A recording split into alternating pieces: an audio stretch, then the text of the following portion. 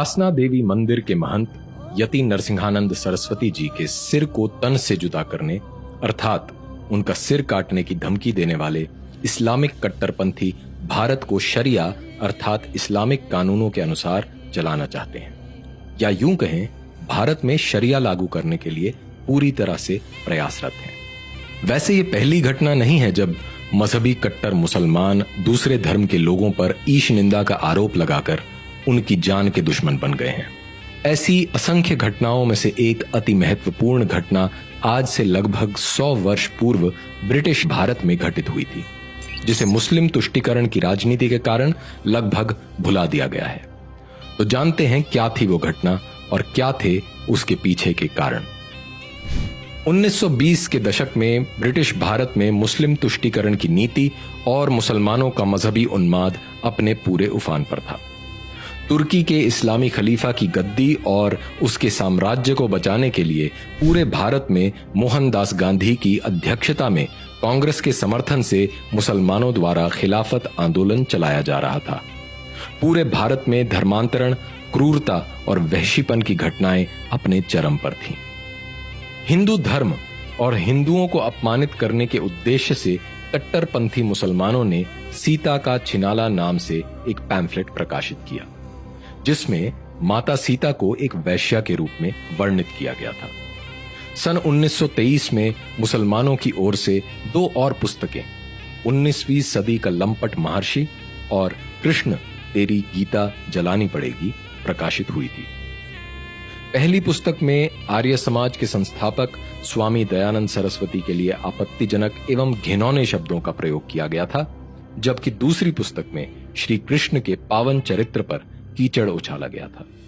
मुसलमानों द्वारा दिन प्रतिदिन हिंदू धर्म, देवी देवताओं और हिंदू महापुरुषों के विषय में आपत्तिजनक बातें लिखना और बोलना एक आम बात हो गई थी।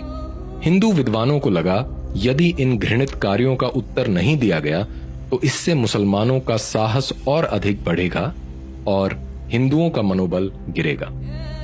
इसी उद्देश्य से इन पुस्तकों के प्रत्युत्तर में पंजाब में महाशय राजपाल ने सन 1924 में रंगीला रसूल नाम की एक पुस्तक प्रकाशित की थी। इस पुस्तक में इस्लाम के संस्थापक मुहम्मद के विवाह एवं गृहस्थ जीवन का व्यंग्यात्मक शैली में लेकिन प्रमाणों और पूरी सत्यता के साथ वर्णन किया गया था। लंबे समय से हिंदू धर्म के बारे में झूठी एवं उत्तेजक सामग्री प्रकाशित करने वाले मुसलमानों में रंगीला रसूल के प्रकाशन से खलबली मच गई। मुसलमानों ने महाशय राजपाल के खिलाफ आंदोलन छेड़ दिया। महाशय राजपाल पर इस पुस्तक के प्रकाशन पर रोक लगाने और इसके लेखक का नाम बताने के लिए दबाव डाला जाने लगा। मुसलमानों द्वारा महाशय राजपाल को धमकी भरे पत्र भेजे जाने लगे। मस्जिदों से इनके खिलाफ भड़काऊ ऐलान होने लगे और फतवे निकाले जाने लगे। मोहनदास गांधी ने भी अपनी मुस्लिम परस्त नीति के तहत यंग इंडिया में महाशय राजपाल के खिलाफ बड़ा भड़काऊ लेख लिखा। गांधी ने कहा, एक तुच्छ पुस्तक विक्रेता ने कुछ पैसे बनाने के लिए इस्लाम के पैगंबर का अपमान किया है। इस प्रकार की पुस्तक लिखने वालों को मुसलमानों द्वारा स्वयं सजा दी जानी चाहिए। कांग्रेस अध्यक्ष रह चुके मौलाना मोहम्मद अली ने दिल्ली की जामा मस्जिद में एक विशाल सभा को संबोधित करते हुए घोषणा की कि काफिर राजपाल को बख्शा नहीं जाएगा और मुसलमानों को रसूल के लिए जिहाद करना चाहिए। पंजाब सरकार ने भारतीय दंड संहिता की धारा 153A के तहत महाशय राजपाल के खिलाफ तो मामला दर्ज करने का आदेश दे दिया, किंतु हिंदुओं के खिलाफ पुस्तकें प्रकाशित करने वाले मुसलमान अली कासिम के खिलाफ कोई कार्यवाही नहीं की। इसी मजहबी तुष्टीकरण नीति के तहत ही 1927 में भारतीय दंड संहिता अर्थात इंडियन पीनल कोड में सेक्शन 295A जोड़ दिया गया, जिसका उपयोग आज भी कट्टरपंथी मजहबी समुदायों के द्वारा लोगों की आवाज दबाने के लिए समय समय पर किया जाता रहता है। महाशय राजपाल पर यह केस 5 वर्ष तक चला और अंततः हाईकोर्ट में उनकी बेगुनाही साबित हुई। मोहनदास गांधी ने अप्रत्यक्ष रूप से मुसलमानों के मजहबी उन्माद को भड़काते हुए 3 अगस्त 1924 को यंग इंडिया के अपने आर्टिकल में लिखा था, जब किसी व्यक्ति को अदालत से इंसाफ न मिले तो उसे अपने आप इंसाफ करने का प्रयत्न करना चाहिए। इस बीच मुसलमानों द्वारा 3 बार महाशय राजपाल की हत्या करने का प्रयत्न किया गया था। पहला प्रयास 26 सितंबर 1927 को खुदा बख्श ने, दूसरा प्रयास 8 अक्टूबर को अब्दुल अजीज ने किया था। महाशय राजपाल पर तीसरा हमला 1.5 वर्ष बाद 6 अप्रैल 1929 को इल्मुद्दीन नामक मुसलमान ने किया था, जो जानलेवा साबित हुआ। इल्मुद्दीन ने महाशय राजपाल की छाती में छुरा घोंपकर बड़ी बेरहमी से उनकी हत्या कर दी थी। मुसलमानों ने हिंदू हत्यारे इल्मुद्दीन को गाजी की उपाधि दी।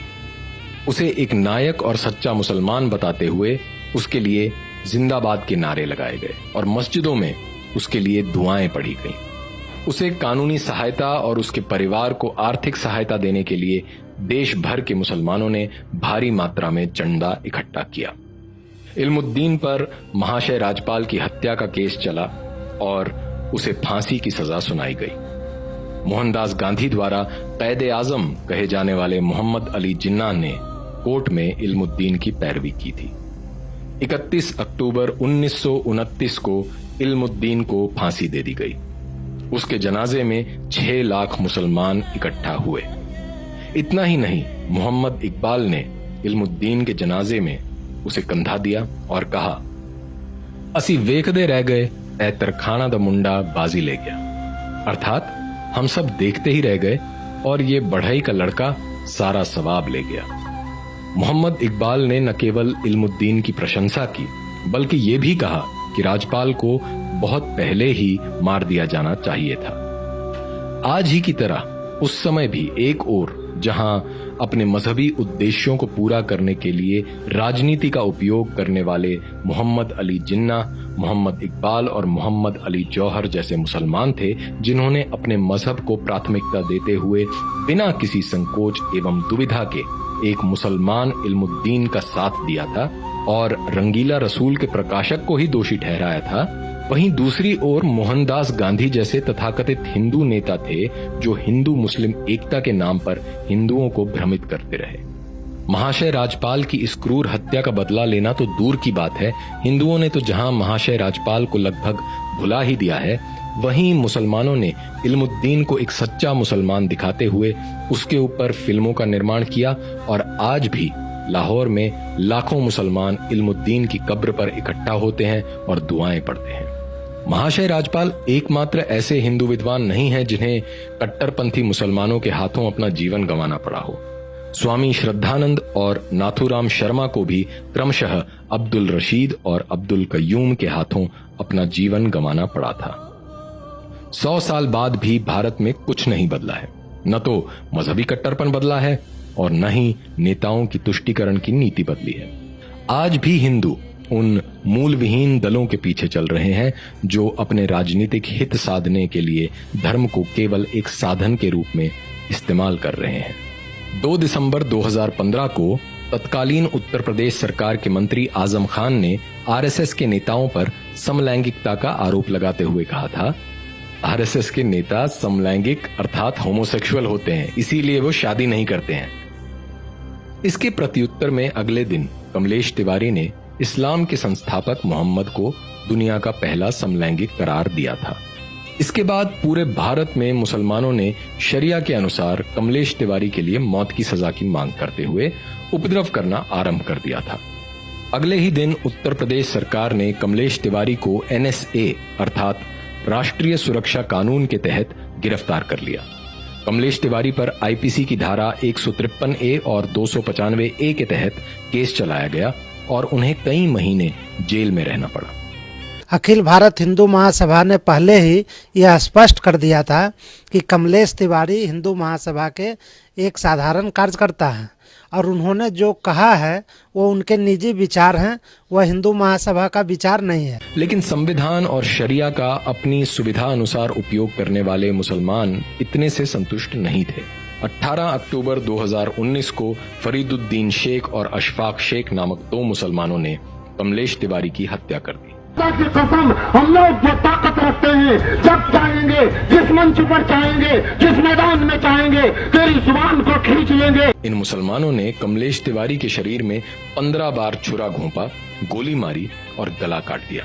कमलेश तिवारी की इस जघन्य हत्या के बाद भी कोई प्रभावी कदम उठाने की बजाय तथाकथित हिंदूवादी संगठन केवल राजनीतिक बयानबाजी करते रहे। कमलेश तिवारी की इस प्रकार हत्या कोई साधारण हत्या का मामला नहीं था। असल में ये कट्टरपंथी मुसलमानों द्वारा सभी गैर इस्लामिक लोगों को दिया गया एक संदेश था। आज भी आए दिन पूरी दुनिया से इस प्रकार की घटनाएं सामने आती रहती हैं, जिनमें बिना किसी भय के हिंदू देवी देवताओं के बारे में उल्टी सीधी टिप्पणियां की जाती हैं। ऐसी टिप्पणियां करने वालों में इतना साहस इसलिए आता है क्योंकि उन्हें लगता है कि हिंदू समाज और हिंदू उनके विरुद्ध कोई प्रभावी कार्यवाही नहीं करेगा।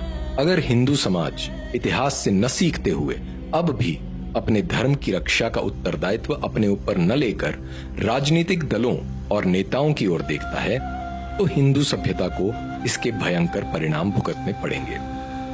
अपने सुरक्षित एवं सुखद भविष्य के लिए प्रत्येक हिंदू को स्वयं को धर्म रक्षक मानना चाहिए और धर्म रक्षा को अपनी सर्वोच्च प्राथमिकता देनी चाहिए। पुनर्जन्म में विश्वास रखने वाले हिंदुओं को बिना किसी भय के एवं पूरी शक्ति से स्वयं अपने धर्म की रक्षा के लिए उठ खड़े हो जाना चाहिए।